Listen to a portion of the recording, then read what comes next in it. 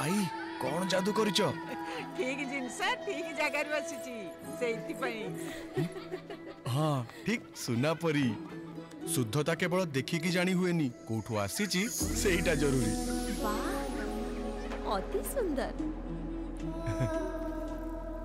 प्रकृत सुंदरता केवल चमक रे न थाए तार पवित्रता कारीगरी आउ महत्व रे थाए।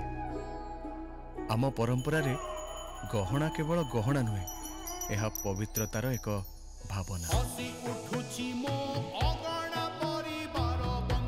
एमिति पवित्र मुहूर्त पाई यहाकू जत्न और सत्यनिष्ठा सहित सठिक जगार आनिबा उचित।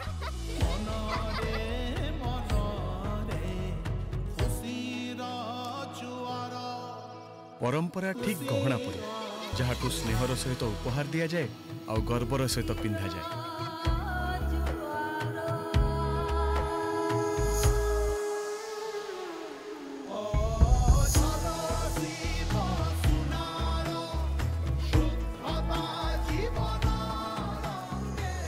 विवाह होची एक प्रतिश्रुति प्रतिश्रुति प्रेमर सुरक्षार चिरदिन एकाठी रहिबार।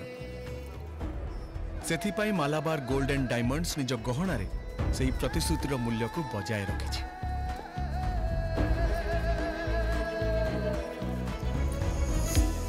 ओ एटा ताहले तुम उपहारर जादू।